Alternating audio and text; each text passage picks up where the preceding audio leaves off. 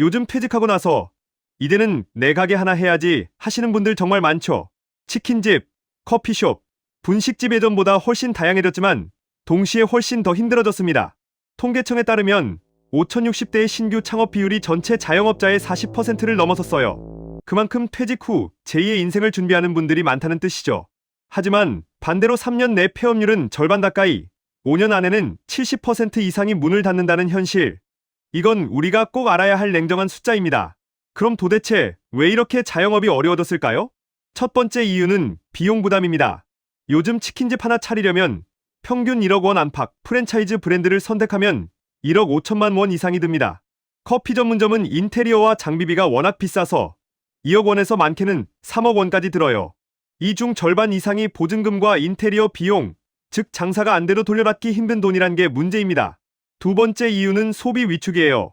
2024년 하반기부터 이어진 경기 침체로 손님들의 지갑이 다치고 있습니다.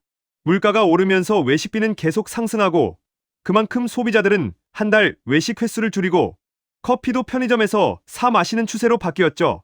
이런 변화는 곧 자영업자 매출 감소로 이어집니다. 세 번째 이유는 경쟁 과열이에요. 치킨집은 전국에 3만 7천 개, 커피 전문점은 10만 개를 넘었어요. 서울, 강남, 홍대, 송도 같은 주요 상권은 이미 포화 상태입니다.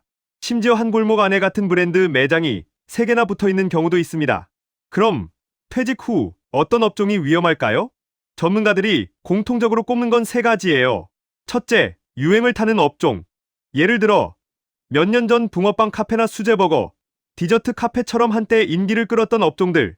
유행이 지나면 손님이 뚝 끊깁니다.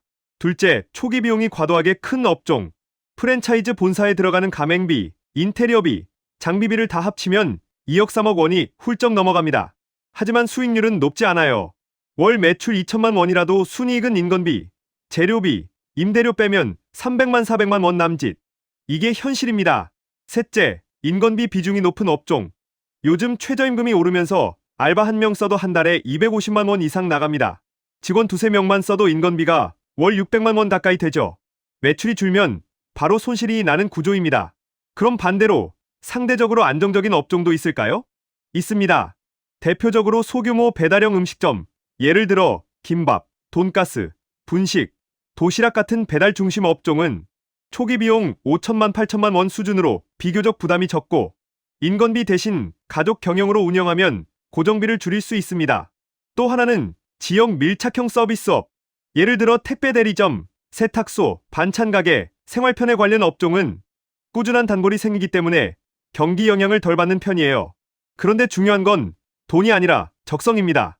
은퇴 후 창업자 중 절반 이상이 생각보다 힘들다는 이유로 6개월 이내에 후회한다고 답했습니다. 장사라는 게 단순히 음식만 잘해서 되는 게 아니구나. 이 말을 실제 창업자들이 많이 합니다. 손님 응대, 재고 관리, 홍보, 세금, 위생 점검, 이 모든 걸 혼자 해야 하거든요. 퇴직 전에는 회사가 해주던 일을 이젠 본인이 다 해야 하는 겁니다. 결국 답은 준비된 창업이에요. 막연히 퇴직금으로 한번 해보자가 아니라 적성, 경험, 상권, 투자금, 수익률을 모두 검토한 현실적인 계획이 필요합니다. 그리고 가능하면 처음부터 큰돈을 넣기보다는 소규모로 테스트해보는 것이 훨씬 현명합니다. 퇴직 후 창업은 제2의 인생의 시작일 수도 있지만 무작정 뛰어드는 순간 되돌리기 어려운 길이 될 수도 있습니다. 자영업은 돈보다 체력보다 멘탈이 버텨야 하는 싸움이에요.